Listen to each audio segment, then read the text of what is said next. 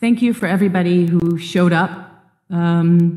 It's the first sign that we have partners in what I believe, as we mark 75 years to Kristallnacht, October 7th represents for our world. October 7th is the Kristallnacht that gives us the opportunity and the responsibility to act in order to be able to predict and prevent what came after Kristallnacht. We have to understand in this institution that was mandated, entrusted to ensure that never again is right now the topic of our gathering today. As Israel's Special Envoy for combating anti-Semitism, when I sit here in this building that enabled the first strain of an ever-mutating virus in the form of the UN resolution, Zionism is Racism, in 1975. And we have to be very clear, that is what is alive and well on university campuses, online, in the streets. Zionism is racism. Soviet propaganda has become, in the name of progress, a mainstream, legitimate, mutated form of an ever-mutating hatred of Jews that was enabled by silence. Zionism is racism, passed in this building, paved the path for the 2001 Durban Conference against racism, turned anti-Semitic hate fest to turn Israel into another lie, an apartheid state. Since 2001, on every single campus across the United States of America, Canada, and many places in Europe, Israel Apartheid Weeks have been held, peddling yet another vicious lie that Israel is an apartheid state. And the ultimate, the appropriation and weaponization of the Holocaust itself, of genocide, coined alongside crimes against humanity in order to be able to describe atrocities too terrible to imagine, but not too terrible to have happened, the likes of which precisely happened on October the 7th.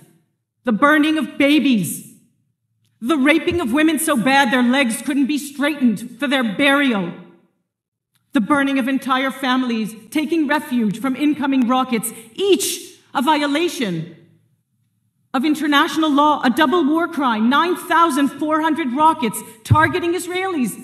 Not one condemnation out of this building for that double war crime, targeting Israelis sleeping in their beds from densely populated areas in Gaza. Yes, a double war crime that this institution is mandated to condemn. Not one rocket, not one double war crime condemned. And so we meet today at a moment of reckoning, at a moment that in order for never again to mean anything when never again is right now, we must recognize that the same dehumanization, the same delegitimization, the same double standards that enabled the murder and the burning and the annihilation of the individual Jew, barring him or her from an equal place in society, has just morphed to the dehumanization and the delegitimization and the double standards towards the Jewish nation state, the proverbial Jew among the nations, intended to be an equal member among the family of nations, but barred and prevented from being that equal member in this very institution, demonized, delegitimized, and applied double standards to in every committee hearing, in every session that the Human Rights Council meets. And if we are to give any meaning to never again, if we are to indeed uphold, promote, and protect the foundational principles upon which this institution and its mechanisms and its values were founded, we have to recognize that it is these institutions, mechanisms, and values that have been co-opted and weaponized in order to enable the demonization, the delegitimization, and the double standards towards the proverbial Jew among the nations, that is the state of Israel. If we are not willing to do that, ladies and gentlemen, we are not committed to combating anti-Semitism. If we do not unequivocally condemned the atrocities of October 7th, without a but at the end of that sentence, we are not upholding the responsibility of never again. Let it be very clear. There are no two sides to this equation. There is a genocidal terror organization that, just like Mein Kampf, is committed to the annihilation of the state of Israel and the murder of Jews, openly stating that. And there is the single Jewish democratic country which not only can but must defend its civilians. There is that genocidal terror organization, but one proxy of a genocidal terror regime that does the very same thing to the people of Iran in this building on November 2nd, becoming the chair of the Human Rights Council's social mission, an Orwellian reality that the ear cannot even be able to contain, but is not too true, not too terrible to have happened right here in this building. And so if we are actually to give the words never again any meaning, if we are actually to be able to save our civilization as we know it, because, ladies and gentlemen, don't be mistaken. The war waged on the state of Israel and the murder of Jews and the very same anti-Semitism that has fueled the responses that deny, that justify, that excuse, that attack Jews all over the world and support Hamas genocidal terror, but a proxy of the genocidal terror regime in Iran. That's not the end of the story, ladies and gentlemen. We may be the bloody canary in the mine shaft, but the mine shaft will collapse. History does repeat itself. And so at this Kristallnacht moment of 10/7, as we hold up the Convention on the Prevention and Punishment of the Crime of Genocide that has been in an Orwellian inversion now in this building, inverted to accuse Israel of genocide, even as the makings of genocide are perpetrated against Israelis and Jews, even as war crimes and crimes against humanity are not condemned in this building.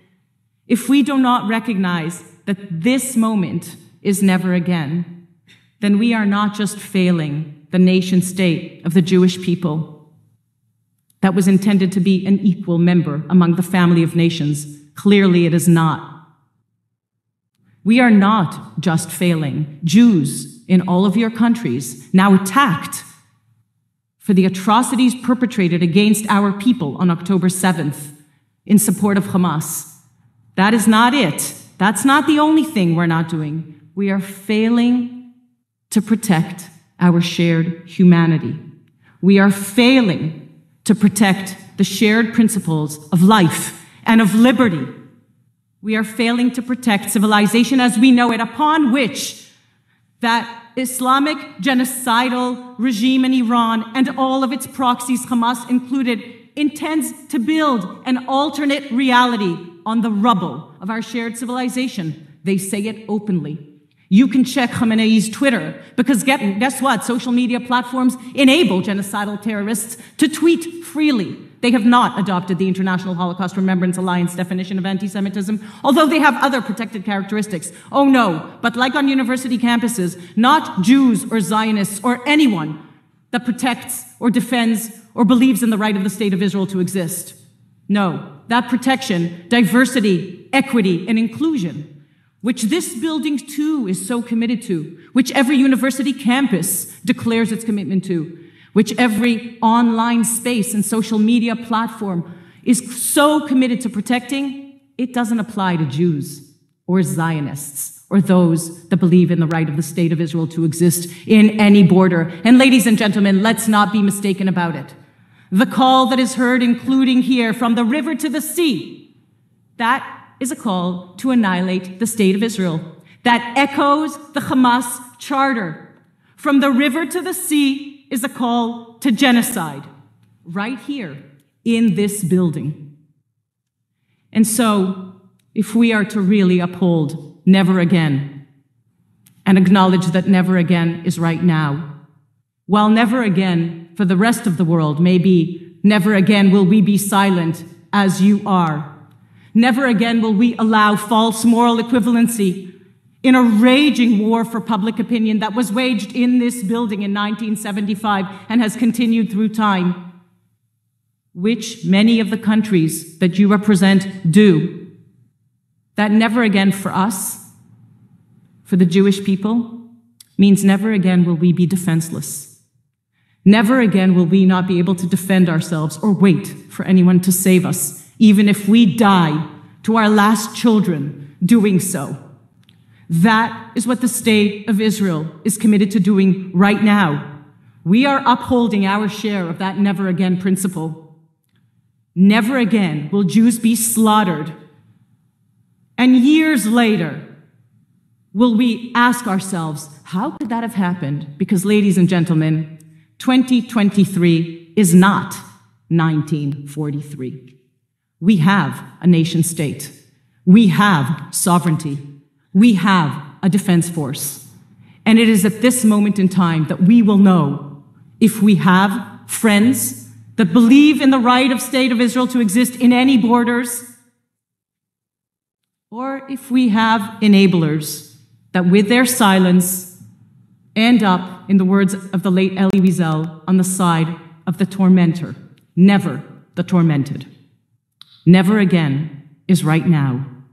It is a call to action. It is a call to moral clarity and courage. It is a call to understand that in war we lose friends. We are losing many. We are burying children. We have lost civilians and soldiers, and the entire state of Israel is deployed to this war.